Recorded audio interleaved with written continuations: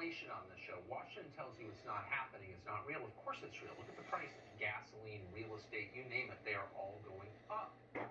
What's going on here, and what's going to happen next? Peter Schiff is the first person we call to answer these questions. He's known a lot about the subject. He's the CEO of Euro Pacific Capital and an economist. Peter, thanks so much for coming on tonight. What are we watching? It seems clear to consumers that inflation is happening. Will it get worse? Well, it's going to get much worse, Tucker. You have to remember that inflation really is nothing more than a tax. You know, when the government spends money, they need to get the money. The public has to pay for it. Normally, the government would raise taxes, then taxpayers send money to the government spends it.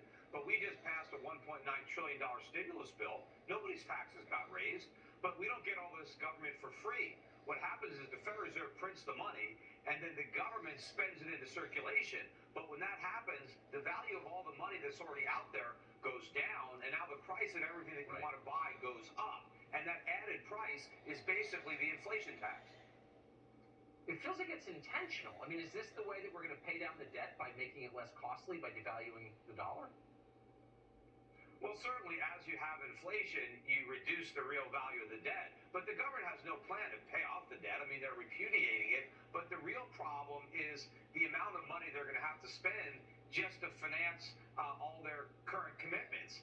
And this is a massive amount of money printing. It's unprecedented inflation because it's the money supply that is being inflated. And as a result, everything costs more because we're not producing more. It's actually the result, the opposite. Americans are at home. They're not producing goods and services, yet we're creating more money to buy the goods and services that fewer people are producing. More money, fewer goods. Prices are just going to keep going up, and then it's not going to stop. Just in 10 seconds, is this as crazy as it looks from an outsider's perspective?